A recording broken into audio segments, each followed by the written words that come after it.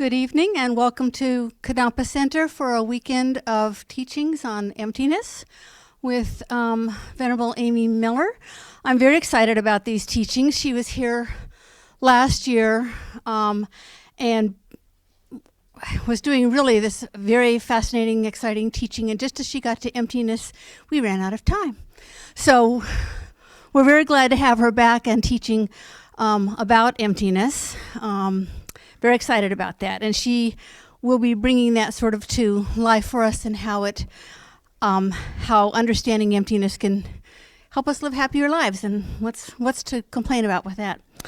Venerable Amy is a teacher with the Foundation for the Preservation of the Mahayana Tradition. That is our family organization.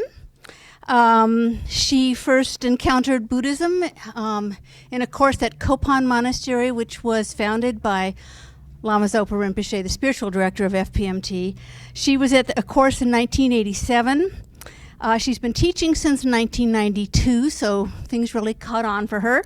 She was ordained in 2000, and she teaches all around in FPMT centers all around the country. She's led pilgrimages in Tibet, Burma, India, and Nepal. So she's quite experienced, and she's really very warm and sweet and delightful. Just a couple things to go over. I'm Donna Cease. I'm our co-spiritual programs coordinator. I'm not just off the street. So couple things you'll need to know.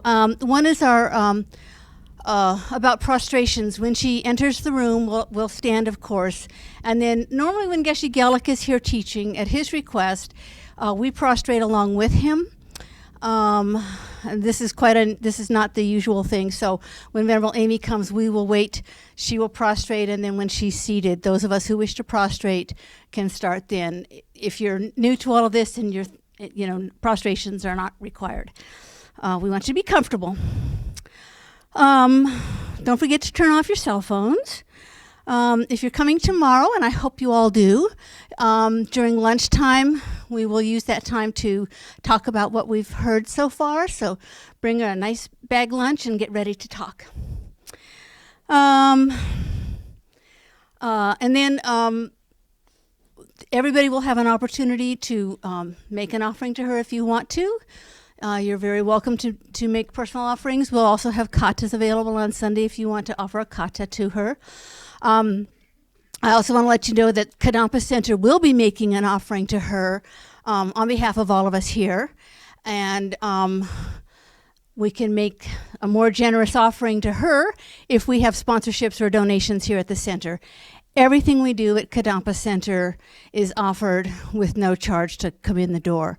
And this is because we feel these teachings are so precious that we never want finances to be an obstacle for anybody to be able to hear them.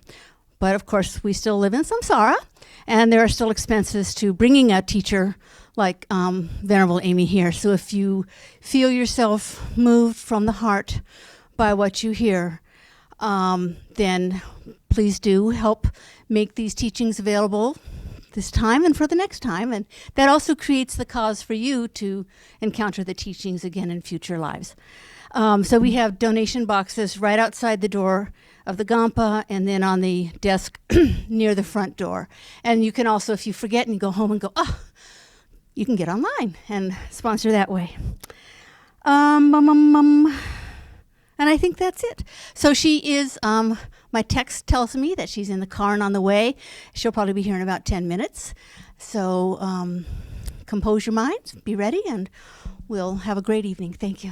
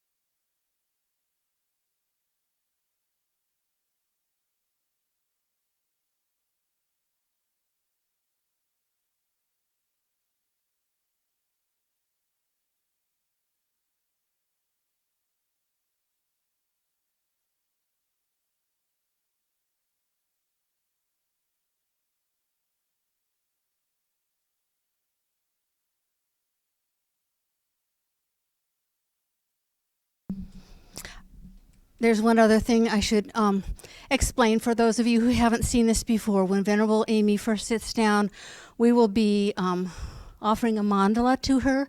This is just a set of symbolic items that represent first the mandala of the universe and then Buddha, body, speech, and mind. And this is something we do when it's a form of requesting teachings. So we're symbolically offering her all of the best as part of our request that she teach us. So just so you understand that.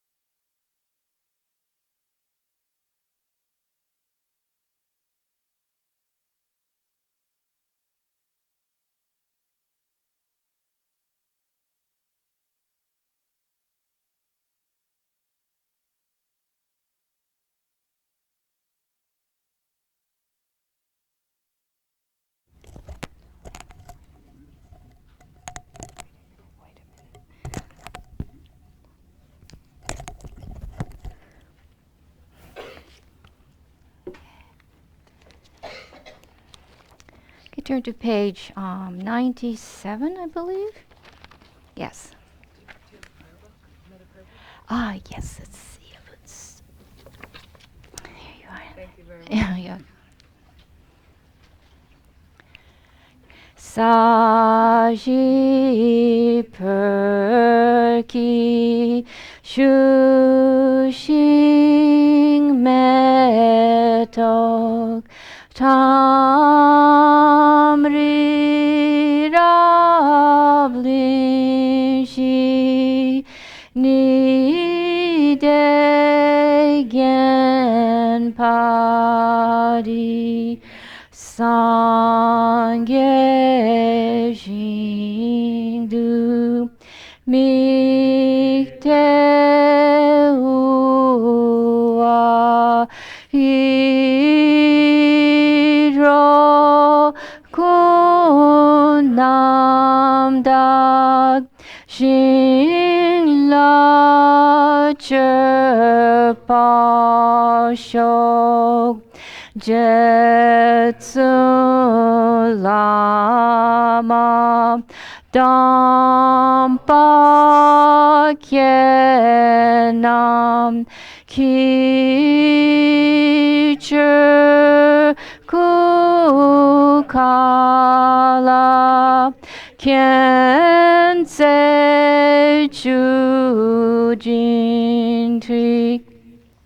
Jita Tsampe Duje Zima La Jab Gercherki Charpa Wap to Sir Idam Guru Rata Mandala Kam Niryatayami.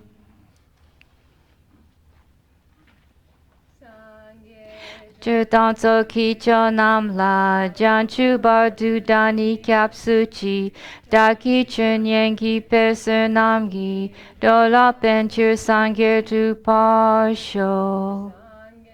Danso Kicho Namla Janchu Bardu Dani Kapsuchi Dagi Chunyengi Peser Namgi Dola Penchur Sangir Tu Parsho.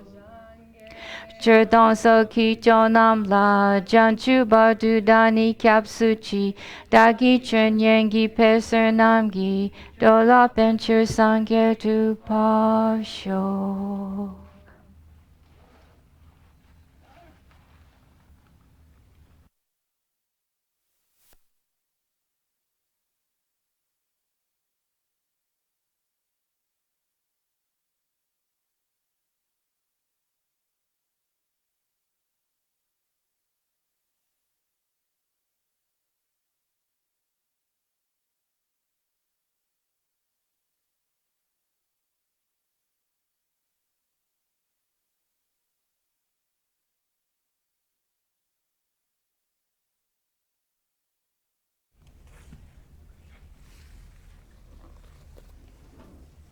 You all seem very far away.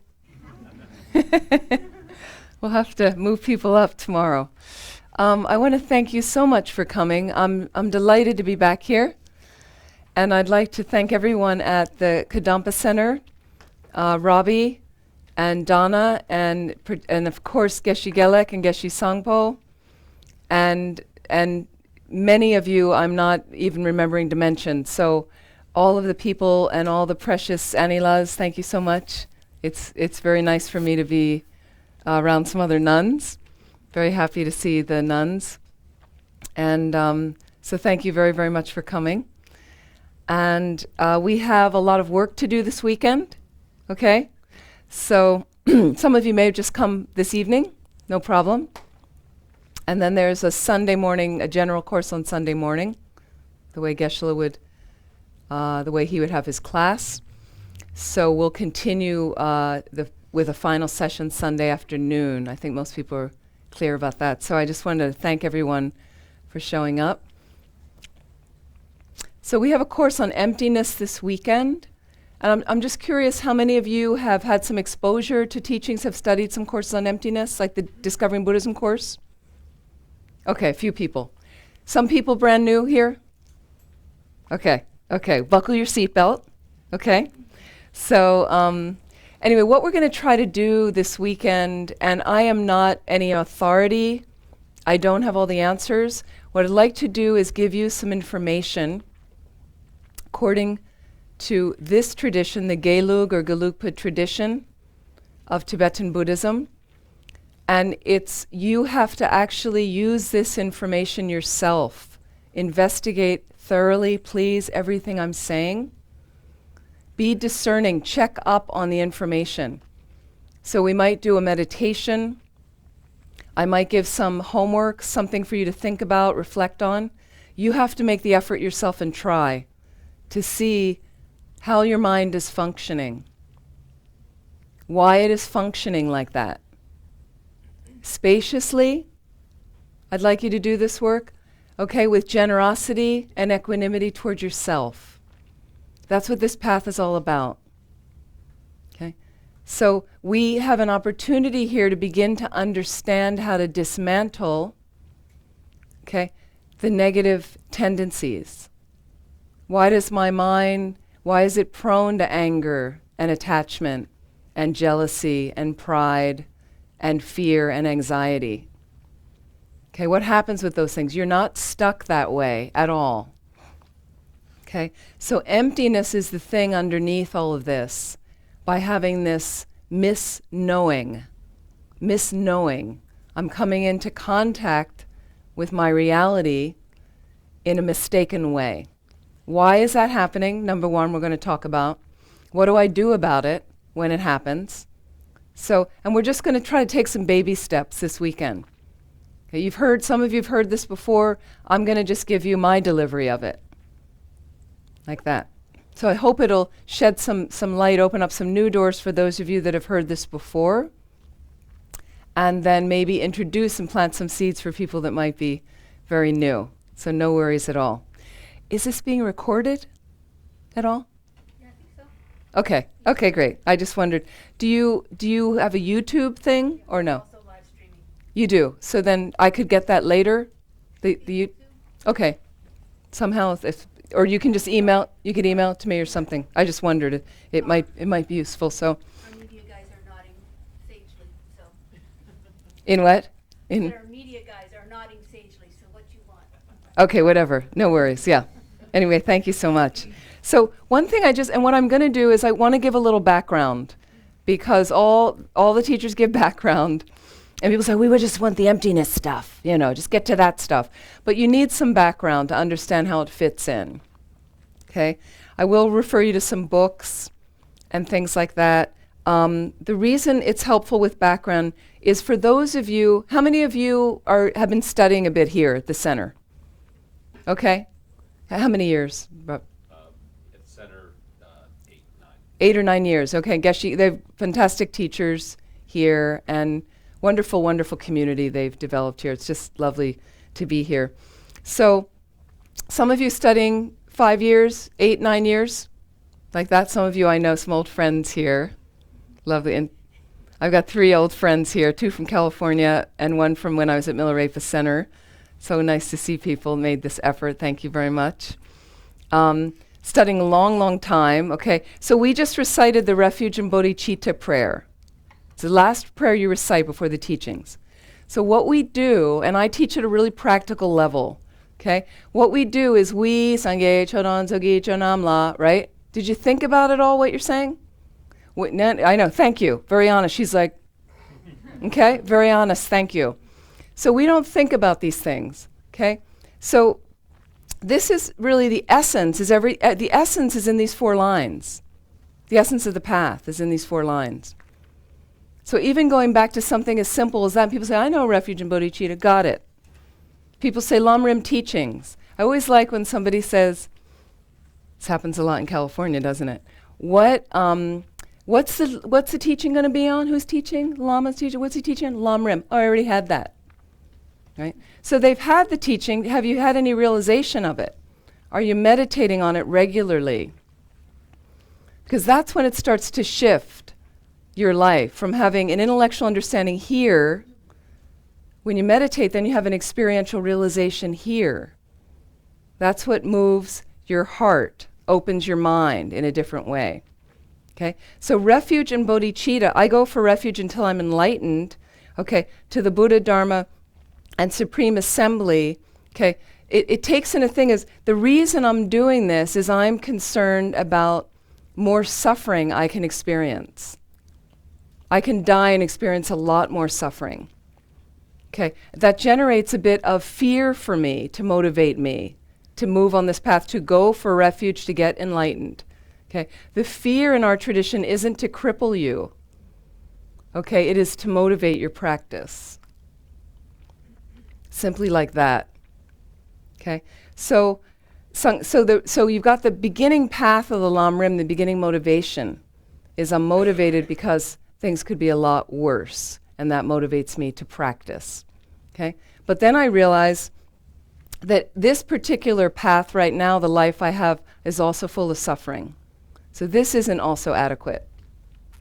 Okay? Taking on the scope of the motivation, the middle scope, motivated being, okay, wants to eliminate that suffering, to reach nirvana, their own freedom and liberation, a permanent cessation of all their mental afflictions. That's what nirvana really is. Permanent cessation of all your mental afflictions. Imagine that. Pretty nice. Okay? However, if I'm free and all these beings are still suffering, can you really sleep well at night? So the highest scope motivation, may I become a Buddha in order to benefit all sentient beings. May I become a Buddha in order to benefit all sentient beings. Okay? So if I could get enlightened, that's beyond nirvana. If I could get enlightened, then I'm fully empowered to be of the most benefit to all. I'm unlimited in my scope of helping others. I'm omniscient, all-knowing. I'm free of all fears as a Buddha. That's what enlightenment's about.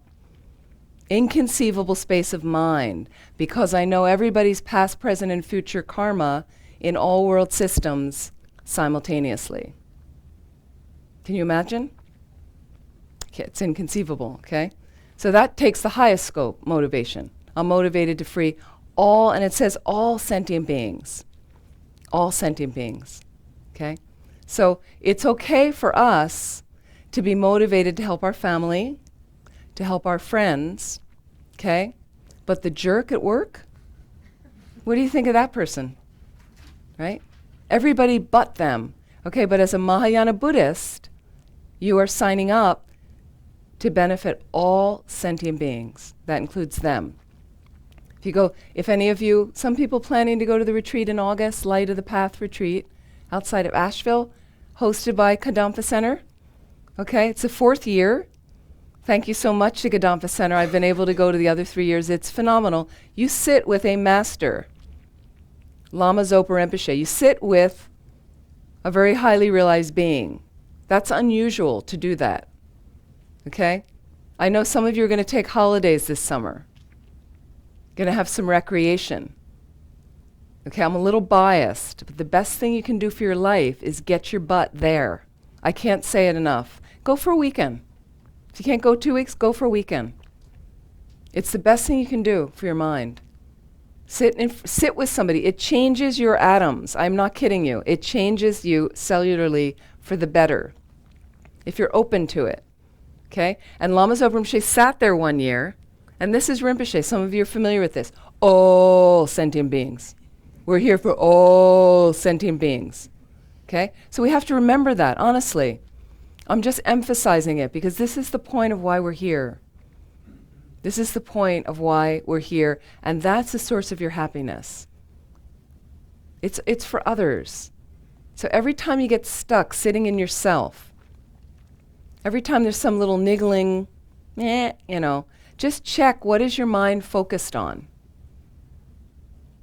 And what happens is, superficially, we might be very aware of what our mind is focused on, but there's something beneath that. And then there's something beneath that, and beneath that, and beneath that. So this course is going to focus more on what is really underneath it all.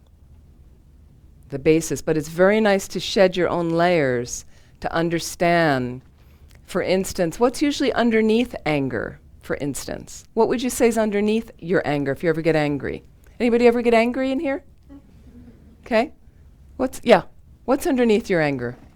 Frustration. Frustration, that's a form of anger, as is annoyance and irritation. They're all forms of anger. So if I know and I'm watching my mind, how do I watch my mind? I practice every day. I have a meditation practice every day. Gives me insight into the nature of my mind. Okay? So now I go to work. Okay? But it's informed by my meditation practice. I've got a little bit of balance. It doesn't mean my meditation practice goes well every day. It's the same mind, but sometimes my mind's really uncooperative. So what I do in my meditation practice, I've learned and rehearsed, I hang with that. You show up for your mind. Sometimes your mind is grumpy. Sometimes it's lazy and sleepy, and sometimes it's bright and beautiful and spacious. That's us. We're all those things. So when it's less than generous, with equanimity and equal regard, I sit with that. You wake up one morning in a bad mood. You wake up one morning spacious. Okay? Understand? It's the same regard you want to have. Same regard. So what I did is when I started, how many of you have a active meditation practice? You just say, okay, great. So what I do is when I started meditating, I didn't know what I was doing.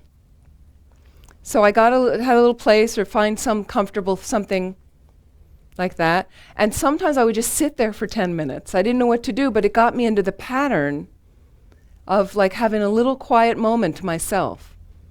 Then I learned some meditations.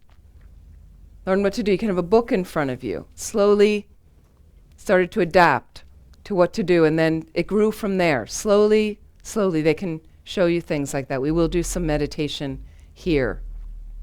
That very, very helpful to use my life from there. Okay? So what happens with anger now is, let's say you're at a business meeting. Your kid is irritating you. Your husband or wife is driving you crazy. I can catch it now at irritation. So watching my mind, and I'll be like, getting really irritated. I just watch it. Okay, I observe the irritation, but I'm able to use that there, apply my antidotes, meaning I got my toolbox out, apply the tools I need to subdue that, transform it before it's full-blown anger. So thank you. Frustration. A hand in the back. What's under your anger? Fear. Fear. Yeah, absolutely. Okay, so this is great. From analyzing, you understand it's not just anger, something motivating it. Okay? So you got fear. And what's underneath fear? Any idea? What's underneath fear? What do you think? What's that? Some concept that or some idea that I'm going to be annihilated. That I'm going to be somehow? annihilated? Mm-hmm. Sure. Yep. Ignorance. Sure, ignorance is under there as well. I mean, that misknowing. And what does it create? Attachment. Self-attachment. All these things are connected to it. Okay, it's a C word. Loss of control. Okay? Loss of control. But again, please check with your mind. Is this really what happened? The next time you get angry, notice what's very helpful as a Buddhist practitioner. I like to know, why am I getting angry right now? Don't just leave it at anger and then you blow up at somebody. What is that doing for anybody? Okay? So maybe I can't deal with it in the moment. This person's in my face. They're pissing me off. I can't deal. Then that's what I take back to my practice. Take it back to my cushion. Okay, what happened today? I had a terrible time with that person. What's it? It's showing me something about my mind. What's it showing me? Go in there and analyze it. I had this agenda today. Will they interfere with my agenda? So my agenda is more important than their agenda?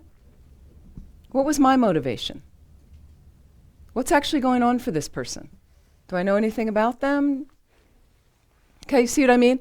So you can analyze, and then you start to understand. A woman once, I maybe told this story before in here, when I taught in California, we had a group that met on Monday nights in the Santa Cruz area. It started somebody offered this senior daycare. We met at night. I wanted it open on a bus line for free to access some people because our center was buried in the redwoods. It was very hard to get to. So a lot of people, then we had 60 people come. Every week for years we met like this. And one woman came in. Californians drive a lot, right? She came in furious at the road. She was on a very dangerous highway that connects Santa Cruz to San Jose, California. And she came in, and some guy had butt in front of her with his car, not signaling. And she was just so angry. So we had to kind of process this in the middle of the class. She was so, this guy, this jerk, in my lane, my car, you know. I mean, it was outrageous. Right? And then suddenly she got to this thing, and she had this gasp of like, I was afraid I was going to have an accident. Right? She said, I was going to lose control of the car. I was losing control of the car. Okay, what can you control? Certainly not your partner, right? Well, we want to control things, don't we? We really want to have some control, want to make sure, because then everything's okay. If I can control things, right? Okay, what can you control? Your mind. Yourself.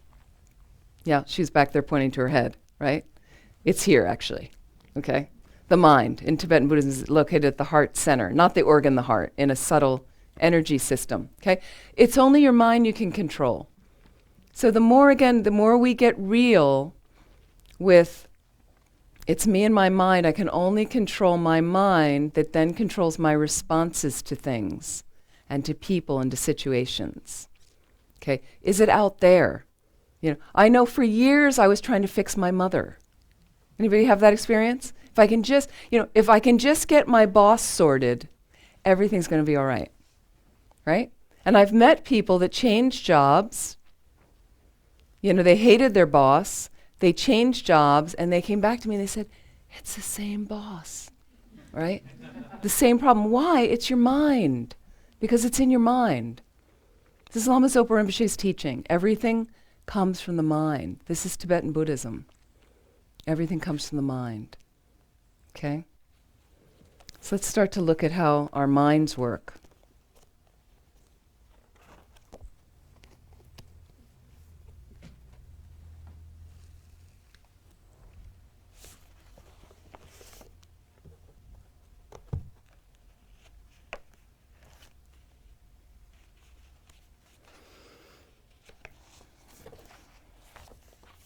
So what I'd like you to do is we're going to get ourselves in the mood. And we go to what time? 8:30. 8:30. That's all? 8:30. Oops. It's not very much time. Okay, that's fine. Okay, what I'd like you to do is find that comfortable sitting posture.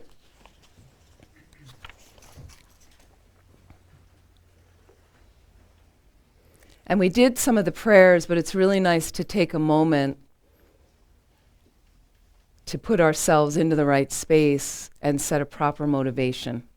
So just allow your eyes to lightly close.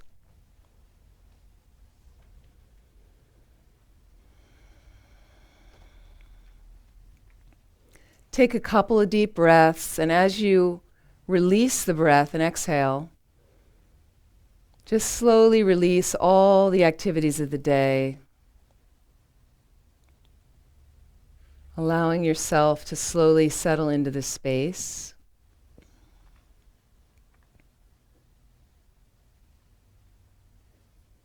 Check your posture, mainly making sure the back is as upright as possible. And if it's possible, not to lean too heavily against the back of the chair. Your back will become strong through practice. If you're seated in a chair, it's perfectly fine to meditate. Just have your feet straight down so the body's balanced. We place our palms face up, right palm on the left with the thumbs touching, and they're held around the level of the navel, right against the body, so the body is held erect.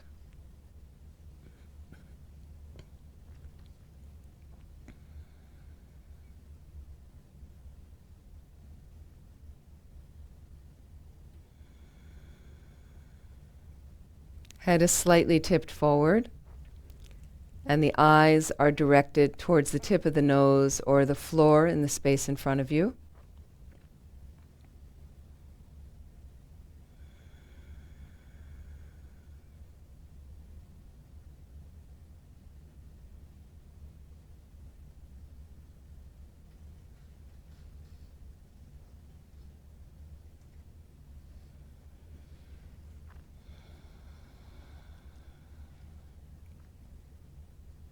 If you'd like, you can curl the tongue to touch the upper palate and the mouth.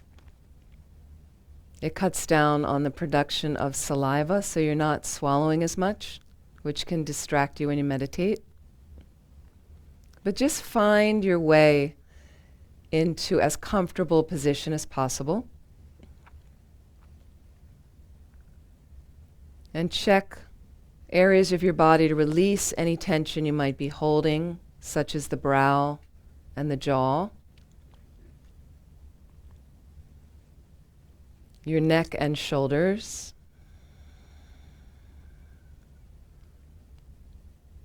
your hips, and allow a normal, natural breath to move through your system, opening up some space in any areas of tension, allowing it to release.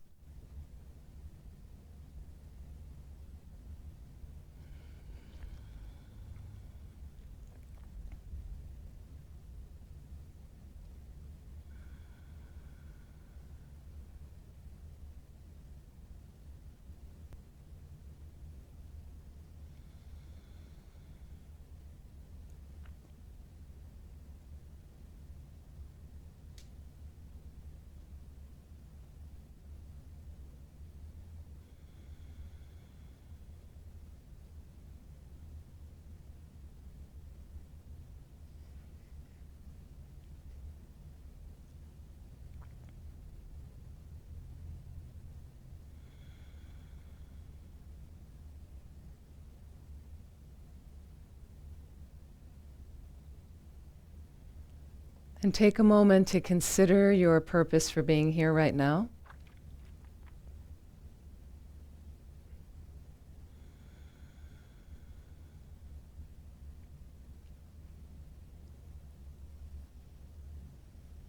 And as you set a motivation, think of all the other beings all around this planet, suffering, needing our help so urgently. And often in our current capacity, we're very limited to be able to help all of them.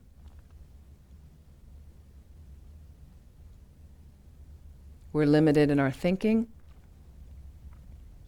We're limited in what to say to them. We're limited in our physical responses to them. And just consider, as a Buddha, you're unlimited in all of those capacities. Unlimited in helping. So if you'd like to direct your motivation to think about reaching this state of enlightenment, of becoming fully awake, which is what Buddha means in Sanskrit. Fully awakened being. Are we ever fully awake now in our current situations? What would it be like to be fully awake? So imagine reaching that place so we can unlimitedly help all other beings. If you'd like to include that in your motivation, great. And just take a moment to set a good motivation for this evening and all the activities of the rest of your day.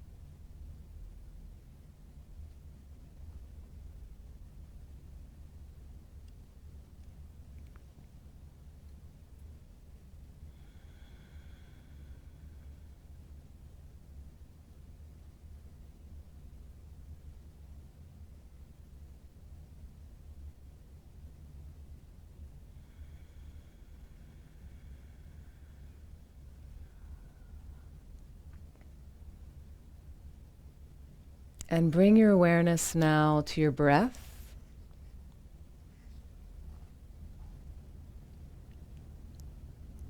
So follow the air moving in and out of your nostrils, keeping all of your concentration there.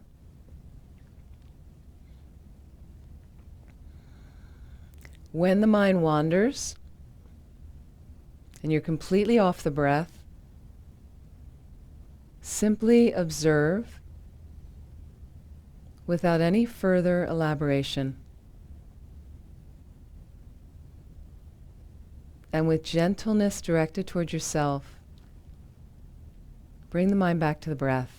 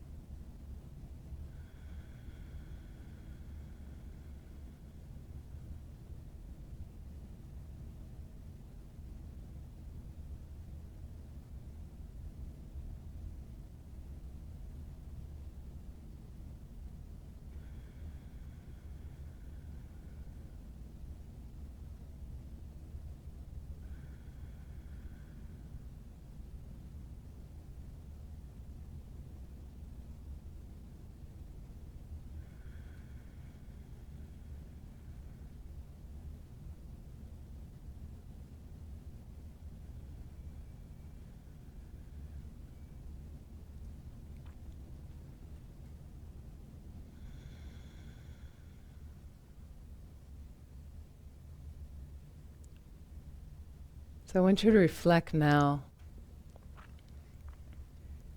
Ask yourself the question, what am I doing to be happy? What am I doing to be happy?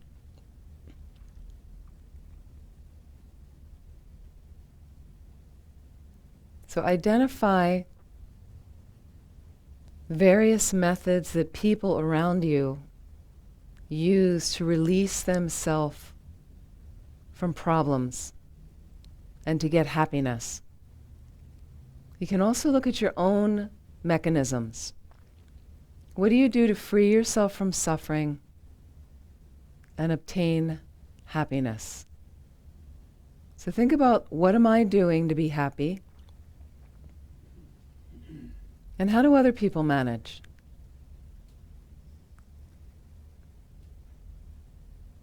So just evaluate.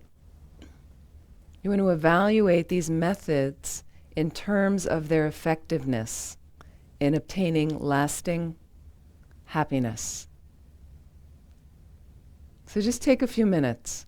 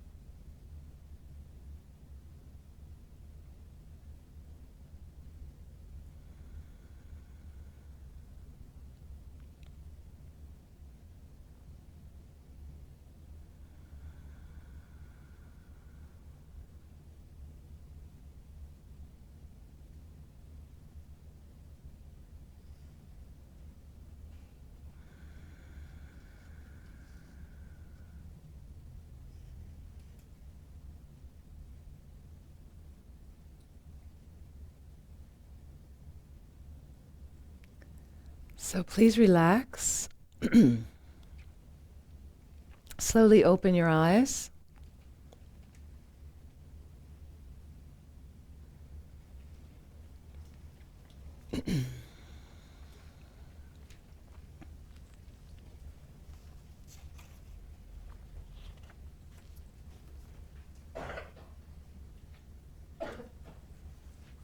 It says right here it ends at 8:30. Okay. They're so organized. Look at this. Here's my whole schedule tomorrow. Okay.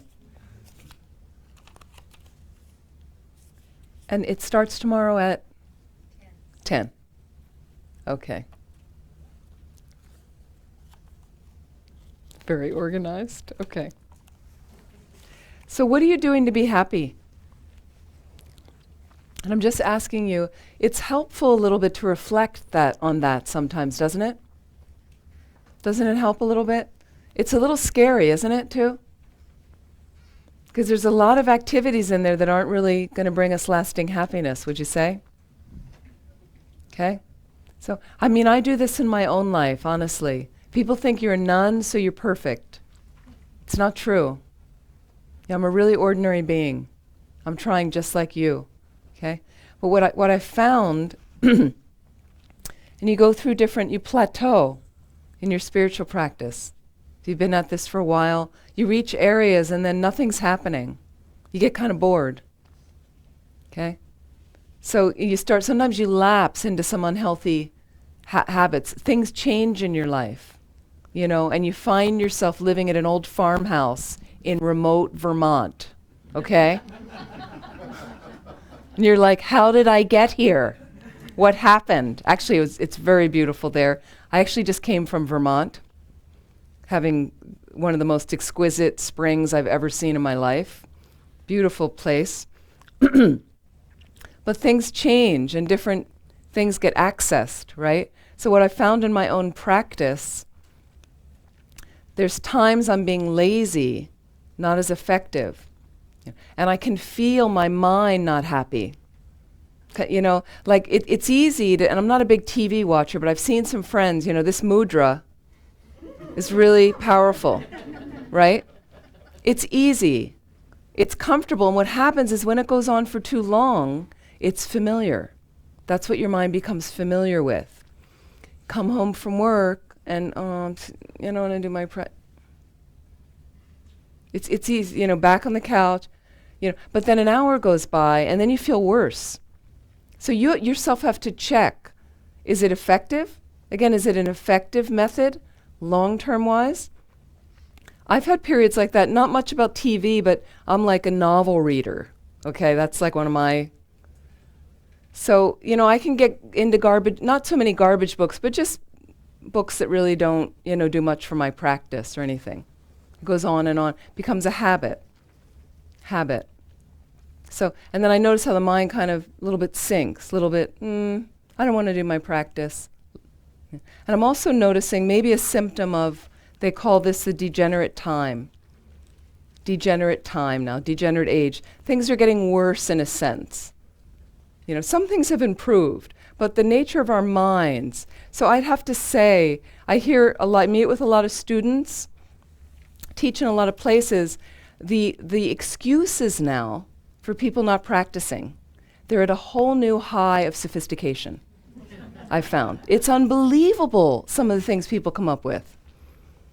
So look, this is about you and your mind. What excuses are you making and then what I found is if I can pop myself out of some negative habit that's going on that isn't benefiting, from me first reflecting and seeing it's not benefiting really, okay? And pop myself out and I start to introduce this new thing, new type of practice or something or maybe I get into an old part of practice, but I'm doing it now, It's so refreshing. Yourself, your own personal space is like, wow, I can do this, right? And bring a friend along with you. Meaning you start doing some practice and you tell your friend, hey, you know what I did on Saturday? I got my meditation place together. I did a session, or I read that chapter in the book I didn't understand. I got that course going. Then your friend's kind of like, oh, maybe I'll do that. It's contagious. It's contagious. Just like our negative stuff can be contagious. Okay? So this is something you yourself have to put effort into. Okay? But effort's not a problem for our culture, right? We know how to make effort. We spend a tremendous amount of effort in our lives, just not necessarily on the most virtuous things that will create an effective method for you for lasting happiness. Okay? So please reflect on that at times. And we started with, we had a motivation, and then we went into some concentration. It was very brief. We are going to do more periods of that. Even though there's a fair amount of material I want to get through, but I think it's more effective to also try a little concentration. The reason is you need that. You need shine. Shine is calm abiding. Calm abiding. The mind staying, abiding, placing itself and stabilizing on one object, unwaveringly. Okay, so the reason that's introduced also in the Lam Rim, okay, is because you need that to have a direct perception of emptiness, to penetrate the nature of reality. You need to have that level of mind. There's 9 levels of shine to develop that stable mind where you can hold your mind unwaveringly for 4 hours on one thing. Now we'll say, well, I can't get there. You can all get there. You can all get there. It's just, it's your choice what you are choosing to put effort into. Okay? They say if you have the right retreat conditions, you can get shine in 6 months. Okay? So meditative concentration. Meditative concentration gets you to wisdom. Gets you to wisdom. Okay? Those are 2 of what's called the 3 higher trainings. Meditative concentration is number 2, and number 3 is wisdom. What's the first one? Anybody? Compassion. Morality. Sorry? Morality. Morality. Thank you. Morality. Okay? Morality or good ethics. Okay, what does that mean? Okay, morality, it's not kind of like my judgment on you, you shouldn't be doing this with, no, it's not that kind of thing that came into the States some years ago. Morality is every time you refrain from stepping on an insect with consciousness, you know, you decide not to tell a lie to somebody, even a white lie, because you realize the ramifications. There's going to create some negative karma. You stop yourself from negatively responding to someone, from yelling at someone. Okay, from stealing something or taking what isn't offered to you. Even though you know your friend would give it to you anyway, but you haven't asked them, that's considered a light degree of stealing. All of this, practicing the 10 virtues and avoiding the 10 non-virtues, is building morality. That's what we call good ethics, morality.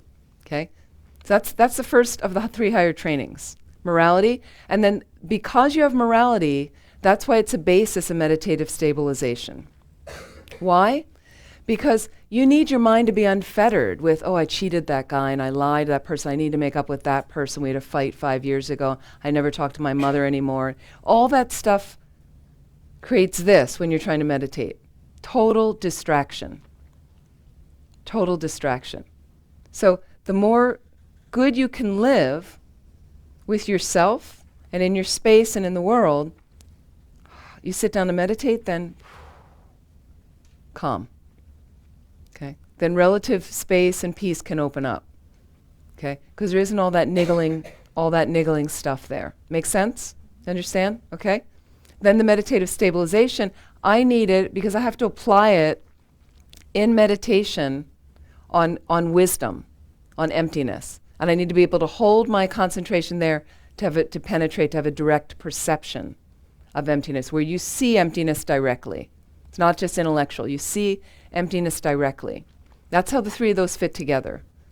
Okay, now I'm saying this briefly, but I want to give you a container of how this fits in so you can apply it to your practice. Am I living ethically? You can ask yourself. We all have our stuff with the 10 non-virtues. Okay? Familiar with the 10 non-virtues? What are they? 3 apply to your body. 4 are things you do with your speech. 3 are things you think with your mind.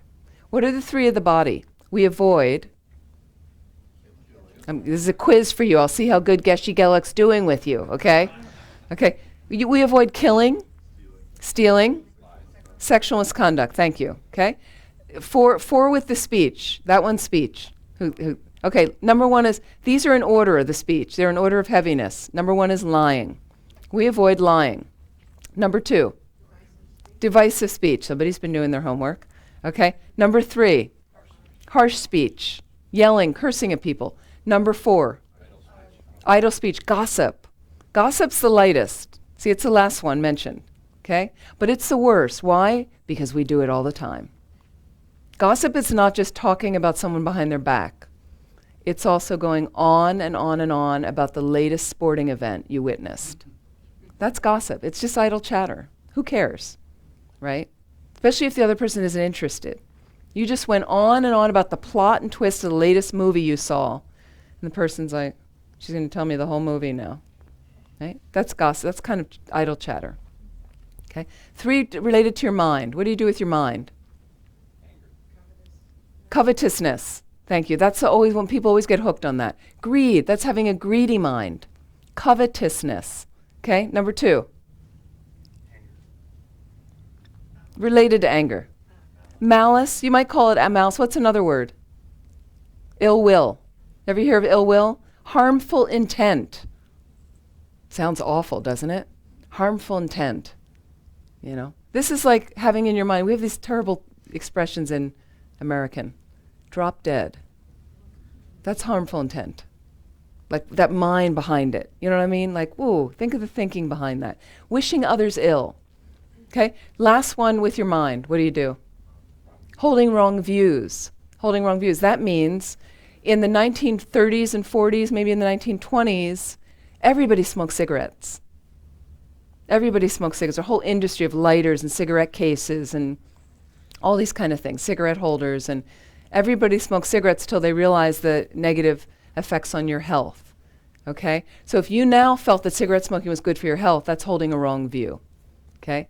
If you relate it to the Dharma, thinking you will live forever in this body is holding a wrong view. Yeah. It's different if you're being discerning and you say, I'm not sure about reincarnation. And you just put it on the shelf to the side for now. That's different than saying, I think it's garbage. That's different. Okay. So we're trying to avoid those kind of behaviors. That's what lends to ethical conduct. Okay. I just want to give an overview because some people are newer here as well. How does emptiness also fit into our path? Some of you have heard of the 3 principles of the path, also called the 3 principal aspects of the path. Okay? What are those? Renunciation. Number 2, bodhicitta. And then that leads to the wisdom realizing emptiness. Okay? This encompasses the whole path. You'll find all the Lam Rim topics built into the 3 principal aspects of the path. Okay? Renunciation takes in the entire kind of lower scope motivation of a person of a lower scope motivation of the Lam Rim. Things of why it's advantageous to be a human, you know, the preciousness I have right now to practice. This is slipping away quickly. I may end up in a more less fortunate realm. What will help me? My refuge. And I need to learn how to conduct myself. Those are all the topics. Precious human rebirth, lower realms, refuge, karma. All the topics of the lower realm, lower scope motivation. Renunciation. It leads you to renunciation. And it also takes into consideration all the different ways we suffer, which is the motivation of the medium scope person.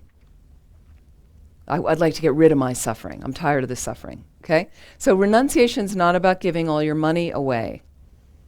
It is an attitude. It's an attitude. And they say when you have true renunciation, real renunciation is when you strive day and night to get out of samsara. When you strive day and night to get out of samsara. What's samsara? What does it mean, samsara? Sanskrit word. What does it mean? Cyclic existence. It means to turn, to cycle. That's what it means in Sanskrit. Samsara. Okay? What are we turning through? We're turning through birth, old age, sickness, and death. All of that is suffering. I'm sorry to break it to you. Okay? However, by understanding a little better its nature, okay, I think you can enjoy life more. You understand sometimes the car will break down. Sometimes you're going to get the flu. Sometimes you're going to stub your toe. Sometimes you're going to have a fight with your kid. You know, sometimes when you need it to be clear out, it's going to be raining. Okay? That's samsara. That's its nature. So if you understand that, there's no surprises. Like, oh yeah, you know, I'm sick. I got a cold. You know, I don't like my boss. I'm not having a bad day today. That's just samsara. Like that. You're not in the middle of a swimming pool filled with water. We know the nature of water is it's moist. So you're not in the middle of a swimming pool filled with water flailing around going, yeah, it's wet here, right? That's what most of us are doing in samsara. If I could just fix it, everything's going to be perfect. You know, I hear people putting their practice off. Once we get the mortgage dealt with, then I'm going to start practicing. Once I get the kid off to college, I'm really going to set up my practice and do just it's easier to know you're never in samsara ever going to have it all together. Let it go now. It's much easier. You know. So what you're trying to do is get your mind together now. We don't have much time. Get your mind together now. Okay? So renunciation is you understand the suffering nature of it. And everything you're doing is directed to getting yourself out of it. Yeah. What are you doing to be happy? It's related to that. We really need to be honest with ourselves. What am I really doing to be happy? But please do it now. Do it now. Don't wait anymore. Don't wait anymore. We've waited long enough, haven't we? And it's available to you. Freedom is available. 1 year at Light of the Path retreat, the first year I was there, a very close friend of mine was there. I hope he'll be there this year. I'm not sure. He's a great practitioner. He's really got an amazing mind. Okay? So he was there, and we were sitting in the back of the room at one point during a break, and there were all these people, 200 people, and he looked at me, and he's quite funny. And he looked, and he was like, it was like he's going to tell me a secret. And he said, "Hey, how many of these people do you think really want to be free?" Right? When you think about it, like how many people do you know on a spiritual level really going for it? You know, and Lama Zopa Rinpoche at Light of the Path, the same thing, was talking about your spiritual path, your enlightenment. Do any of you have sports teams that you cheer for? Maybe your kids' teams and stuff like that? No, is it Friday night? Everybody's like, I don't know who your baseball team is here that you root for, or some farm team, maybe. But, so Rinpoche, there he was. Rinpoche was talking because it was a bit of an international crew at Light of the Path, people from Europe and Australia. And Rinpoche says, like your football team. He goes, you need to cheer for your enlightenment. And then on the throne, I don't know if you remember this, Rinpoche is like, right? But that's the kind of thing we want to start to rehearse and make that the practice. Meaning we want to make ourselves familiar with that attitude. Now the world, I know, it's difficult. It's swimming the other way. The things people are telling us are important. Okay, you've got a tremendous community here. So that's why you want to associate, make friends with the people in this community, have your Dharma buddy. So those are the influences. You can go out for lunch and have a weekend, and you go out shopping with your Dharma buddy, but the stuff you talk about is slightly different sometimes. I noticed that with my Dharma friends, even long before I was a nun. It was great because we could go out and go out to the movies, go out for dinner, but sometimes it's a little bit more directed like that, a little bit more focused like that. I was just with a Dharma friend, and I noticed the stuff we were on, like this little bit of a road trip, and the stuff we focused on and talked about and the scenery that we were immersed. It's a different influence on your mind. It's a different influence on your mind. Okay, and hopefully it can get you a little bit more motivated for practice. Okay? So renunciation kind of builds from there. Samsara, to turn, to cycle. This is our situation. So it's a broken situation right now. So knowing that, there's a lot of joy in the world. There's a lot of beauty in the world. You can appreciate it, but I know the spring in Vermont's not going to last forever. And in a few months, it's going to be gone. And there's nothing like after the leaves change and you've come to October 15th now, it's over up there, the leaf peeping, right? Really. So I remember that when that would set in and I'd be like, and there's, before winter hits and before the snow comes, which is beautiful, there's this kind of gray, all the trees go back and all the leaves are gone and it's like gray. But that's just the cycle. That's how it goes, because I understand that. I know that then the winter will come, the snow is beautiful, and I know there'll be another cycle. Samsara, to turn. Do you remember, I mentioned this, I know, in here before in another class, I think. Do you remember in the 1990s, I was at the center in California, where I met Paul and Glenna, this center, and one of the perfume factories, we didn't have TV there, so we didn't watch TV, but occasionally I'd be at a friend's or something, And one of the perfume companies invented a new perfume. It was the hottest thing on the market. So they were promoting it. I remember I saw a commercial. We Buddhists thought this was hysterical. It was called Samsara. Do you remember that?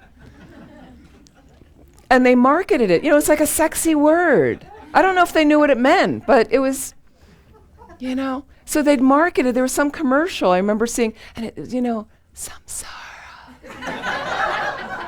Right?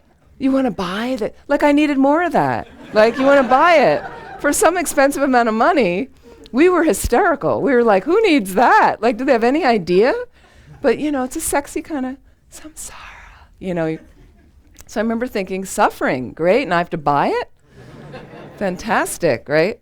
So we do want to be, but think about renunciation. Think about your own level of renunciation this evening. If you're coming back tomorrow, the weekend, just think about, are there things, your attitude of, is there something you could let go of that's actually causing you suffering?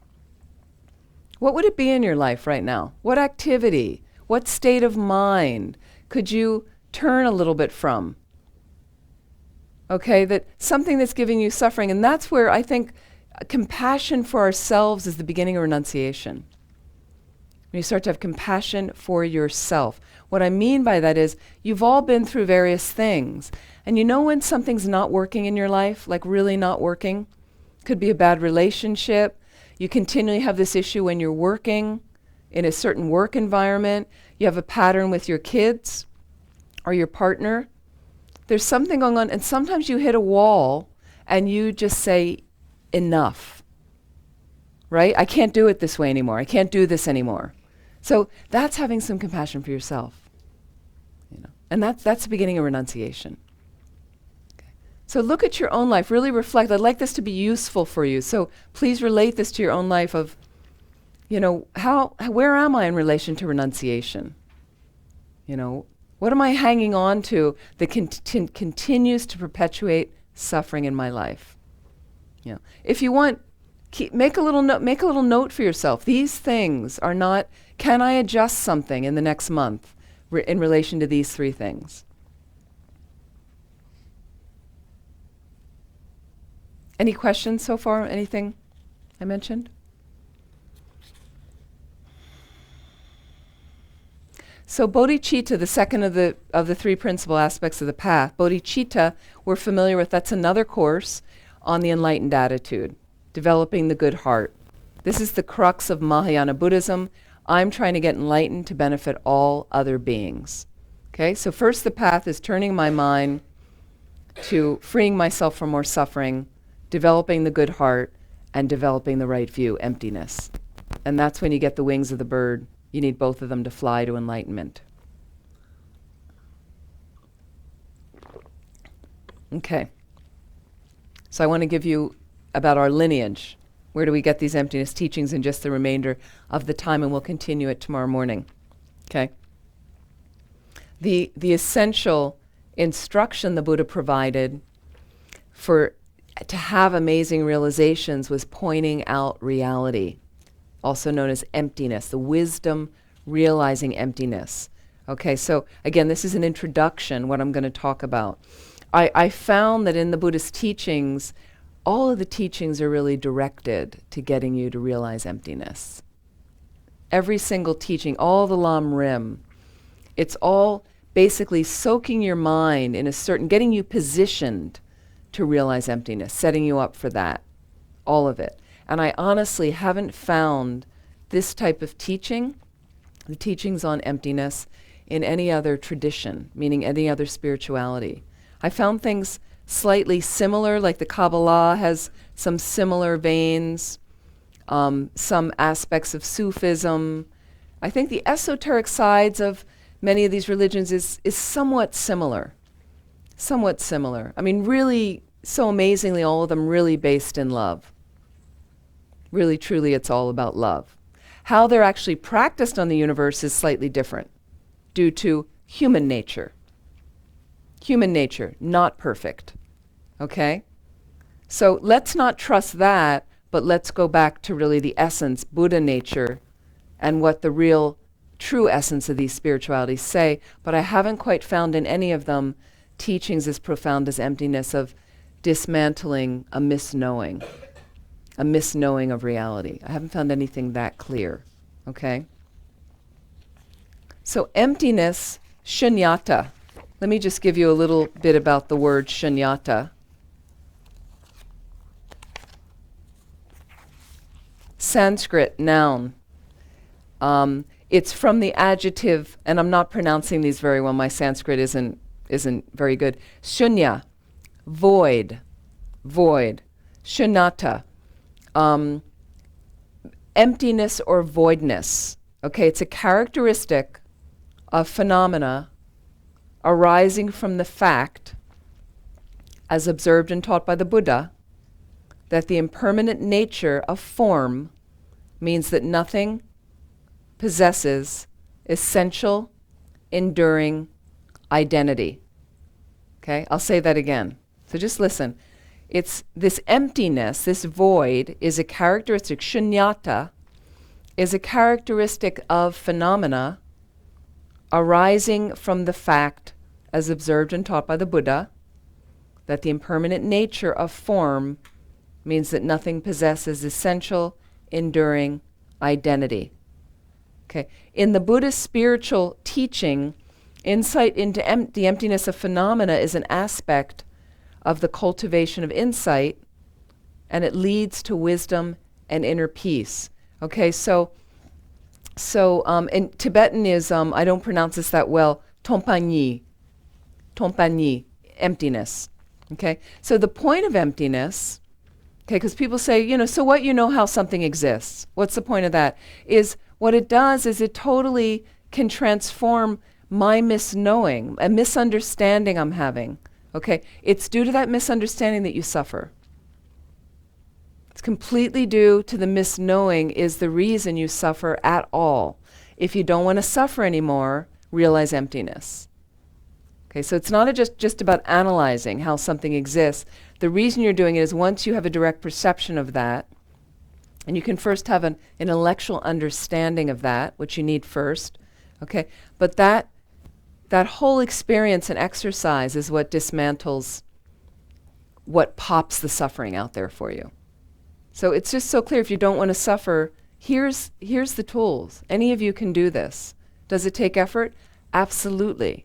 I'm sorry, the Buddha can't do it for us. Because if they could, if the highly realized beings could do it for us, they would do it. But they can't. They can't tame our minds. You can tame your mind, but you can. So the fact that you're here right now is phenomenal. That you chose on a Friday night after a long work week probably to come here. So let's start by giving ourselves some credit. Okay, because this is a path that takes confidence. To get enlightened, it takes confidence. And it's okay to have inner confidence and inner and self-compassion from there. A lot of our culture is fragmented and alienated, and then disrespecting themselves, and then from there they disrespect others, and then harm others. So this does start with us, okay, but with the motivation, I want to help all others. I want to get enlightened to help all others. You never want to lose sight of that bodhicitta intention.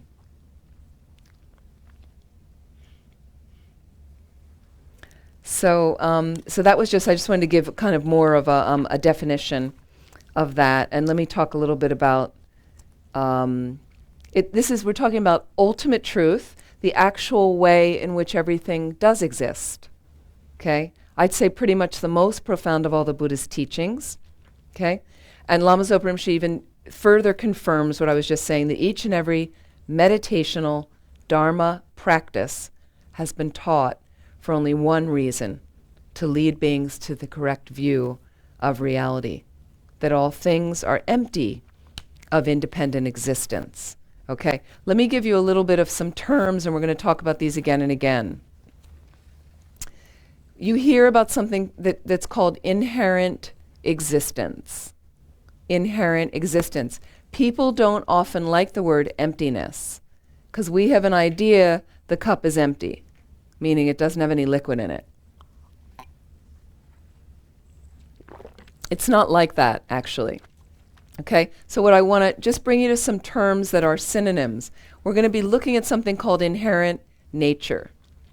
Inherent nature. This is the hardest thing for us to get a sense of, inherent nature. I am going to spend some time talking about that.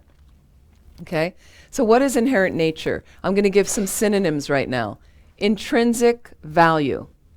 Okay, independent existence. Concrete nature. With its own character. Existing from its own side. Those are all synonyms for inherent nature. Okay? Inherent nature implies something existing that is not a product. Doesn't come from anything else. Things that exist inherently, in a sense, are frozen in space and time. Why? They don't come from anything else. They've always been that. They've always been that. This is very hard for us to realize. So I just want you to slowly, when you leave here tonight, I want you to reflect on that. I want you to take with you, this is your exercise when you go home. I want to give you an exercise for sleeping and waking as well. When you go home, so I want you to see everything as a product.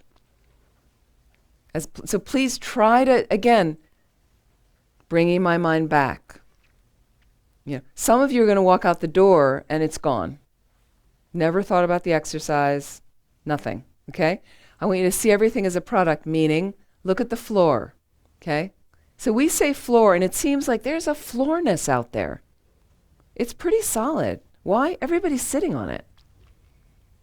If I tapped on it, it's hard, the floor. But look at the floor now. There's a seam in it. I see seams. I see blocks kind of and actually pieces of the floor, right? And if you look more closely, it's made up of particles in the pattern of it. Okay, so suddenly the floor, we realize, well, actually it's got a top and a bottom and sides and pieces of it laid down probably in strips. And everybody can see that, I think, if you look at the floor. Okay, the other thing is physicists know there's molecules moving around that make up the floor in a certain configuration. Even more subtle, right? Okay, these are the products that make up the floor. So if you really want to look for the floor, okay, we're going to analyze the floor as well. We'll slowly go through that later, the floor and other objects, to see, but it seems like there's this concrete floorness there. No, but then suddenly you go, no, oh no, it came from somebody manufactured it. And then before that it was in pieces and parts. There were causes and conditions that went into it. People started to develop something they wanted to sit on. Make a place like that, make it a little nicer than just dirt. That's how flooring came into existence. Okay? Somebody might have said, I want to make a factory and make money. That's another condition for the floor to come into being. Okay? So I just want you to see things as parts. The prayer flags, first you see prayer flags. Okay, one glom. But then you go, well, no, there's different ones. And look, they're different colors. And the dyes that went into them have different components, different things. And there's words written on them. There's images that really make up prayer flag. Suddenly it's a product of all these other things. The cloth, the material that went into the cloth, that was woven into that. Where did that come from? Well, it was grown in a plant, if it's cotton. Well, and where did that come from? Well, it came from the cotton plant. Where did that come from? The seed. Where did that come from? Well, I put it in the ground and then with the water and the sun, and there's a prayer flag there now. So I want you to try to dissect things. Okay, everybody clear? Everybody with me? Okay, when you go to bed tonight, some of you are already doing this, probably. You might have an evening practice. You might do Vajrasattva practice or something. But then eventually you're going to lay down in bed. Okay? So let's make our sleeping virtuous. You're laying down in bed. I need to rest my body. I need to sleep. Okay? I need to sleep for my health. I hope I wake up tomorrow morning refreshed so that I can do whatever activities I'm doing with good alertness, some spaciousness in my mind, being with my mind as compassionately as I can. And so what I want to do is I really need to sleep, and I hope that I can use my waking time wisely that will propel me along a path to full awakening so I can benefit all other beings. So really, for the point of benefiting others, I'm not going to practice the yoga of sleeping. Then go to sleep. Okay? So you set a positive intention to sleep, and when you wake up, you set a similar intention. How do you wake up? Anybody? What's your waking thoughts? He laughed. What's your waking thought? Not good. Not good, right? Coffee. Not good. I know people that wake up. I don't know if any of you wake up to face another day? Really? Already. Yeah. So people wake up like that, okay? It's up to you to change that morning. That's your very first beginning of the day. Okay? How about a little gratitude? Why? Because we didn't wake up in Syria, right? You didn't wake up on a mental hospital ward. Okay? And that you woke up. That you woke up. You get another day in this precious life with Kadampa Center. Unbelievable. You live near a center like this with everything's here. You live at a time when a Buddha taught the entire path to enlightenment and taught Tantra. That's Shakyamuni Buddha. That's right now. That's happening right now. We have these teachings. Other times will come and a Buddha will manifest and they won't teach Tantra.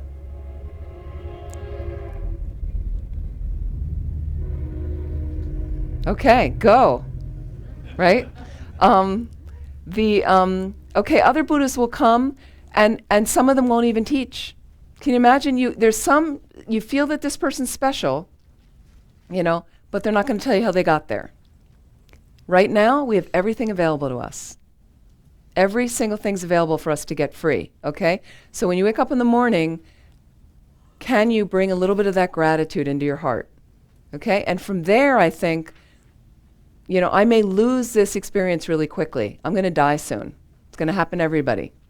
Okay, I like to keep a little bit of death awareness with me. Why? Motivates my practice. Not in a morbid sense. I'm not creating my own death.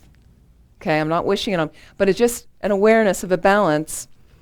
Wow, this is precious scene. It could end quickly. What I want to do, then I set my motivation. What I'd like to do is direct all the activities of my body, speech, and mind as much as I can throughout the day to something positive that gets me enlightened quickly so I can benefit all other beings. And it's for that purpose I'm going to get out of bed right now. It's for that purpose I'm going to brush my teeth. That purpose I'm going to have my coffee. With that purpose I'm going to have breakfast, get dressed, have a shower, whatever you do. Understand? Possible? You try. You try. A little bit, these bookends around the day. Okay? Understanding emptiness is vital, and then we'll finish, is vital not only to free ourselves from all the confusion, problems, and suffering we experience in our lives, but also to fulfill our highest potential, attaining enlightenment for the benefit of all beings. When a person gives rise to the wisdom that experiences emptiness, it's an antidote to the obstacles to liberation and omniscience. So you're already on the path of seeing when you have a direct perception of emptiness. Path of seeing is the third of the 5 paths to enlightenment. So you're well advanced at that point, moving towards, and it's removing obstacles to reaching nirvana and getting enlightened, okay? So again, this is just one way I'm going to teach. There's many different, I would try different teachers, and it's an integrated approach I find very helpful. So basically what I would ask you is, you're going to get some information. I'm going to ask you to reflect on things. Please try to do the exercises. We are going to have meditations. There'll be some break times. I'm going to ask you to discuss certain things with each other. So try to really do those exercises. We only have a very short time like that. But then I'd ask you to take it on. Read the books. One book I'm going to recommend. I think you guys maybe got it. Did you get this here? Were you able to get this? Okay. This is unbelievable. I love this. There's many great books on emptiness. Insight into Emptiness. Guess you jump a tech chog. This came out recently, Wisdom Publications. Okay? I had an old draft on a retreat I did some years ago, and I was like, it's so clear. It's just a very clear thing. And he takes you through the first part is all about the 3 principles of the path. Like he's warming you up. You need to be warmed up a little. We don't have as much time to do all that. But it's very clear. And then I kept saying, is it in somebody's computer? Can I get the thing? And anyway, they made a book out of it. So I'm like, great, useful. But there's also the emptiness parts of the Lam-Rim books. So if you're not familiar with this at all, start with a small Lam-Rim book. The Essence of Nectar, or The Essence of Refined Gold. Start with one of those. The library here may have them. You can easily get them online. And take the emptiness part. Read until you really understand what it's saying. Inside, outside. Do you understand what it's saying? Okay? There's a Discovering Buddhism Emptiness course, Module 12. Some of you, how many of you have done that? Great. So this, I'm taking some of these notes from that, and then I'm adding some other things, different things, components from my study, like that. Great course. Thupten Pende, I think, was the one teaching the home course, home study course, or you have somebody active teaching it here. Fantastic. Okay? So you want to study more, and then take a deeper Lam-Rim book. Liberation in the Palm of Your Hand you might use.